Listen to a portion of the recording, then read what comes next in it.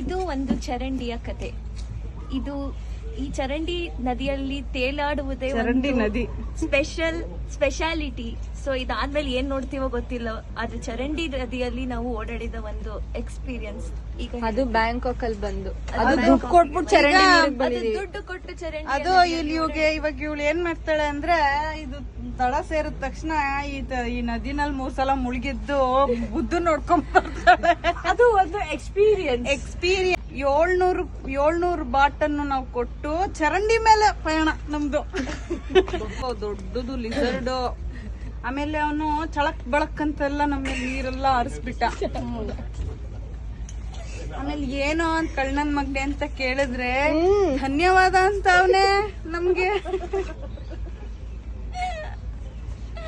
ಏನಾದ್ರು ಕೇಳಿದ್ರಂಗ್ ತಿರ್ಕೊಂಡ್ ಕುತ್ಕೊಂಡ್ಬಿಡ್ತಾನ ನೋಡಿ. ಅಲ್ಲಿ ತೋರ್ಸೋ, ಅಲ್ಲಿ ತಿರ್ಕೊಂಡ್ ಕೂತಿರೋದವನ್ನೇ ತೋರಿಸ್ಬೇಕು. ಅವನ್ನ ಕೊಡಿ ಇಲ್ಲಿ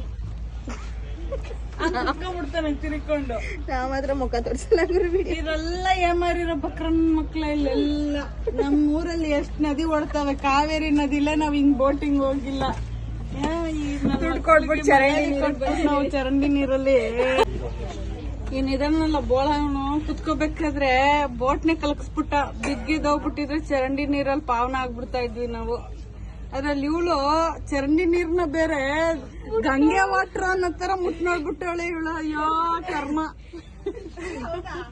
ಸ್ಟಾರ್ಟಿಂಗ್ ಅಲ್ಲಿ ಸುಮ್ನೆ ಹಿಂಗ್ ಮಾಡ್ದೆ, ರಿವರ್ ಅಂದ್ರಲ್ಲ ಏನ್ ನೋಡೋಣ, ಸುಮ್ನೆ ಹಿಂಗ್ ಮಾಡ್ಬಿಟ್ಟವಳು. 700 ರೂಪಾಯಿ ಕೊಟ್ಟಿದ್ದೀನಲ್ಲ ನಂದು ರಿವರ್ ಅಂತ.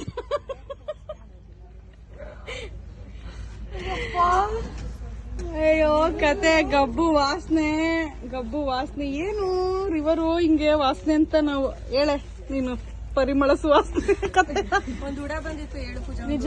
ಓಕೆ, ನಾನ್ ಹೇಳ್ತೀನಿ ನನ್ನ ಎಕ್ಸ್ಪೀರಿಯನ್ಸ್. ಕೊಟ್ಬಿಟ್ಟು ಬಂದಿದೀವಿ 700 ರೂಪಾಯಿ. ನಾನ್ ದೃಷ್ಟಿಯಲ್ಲಿ ಹೇಳ್ತೀನಿ. ಕೊಟ್ಬಿಟ್ಟು ಬಂದಿದೀವಿ.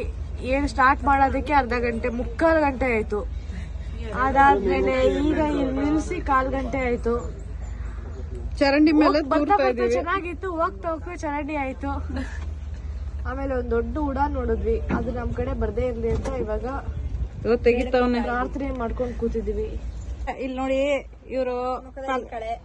ಇಲ್ಲ ಇವ್ರು ಯಾರು ಕ್ಯಾಪ್ ಹಾಕಿಲ್ಲ ಅಲ್ವಾ.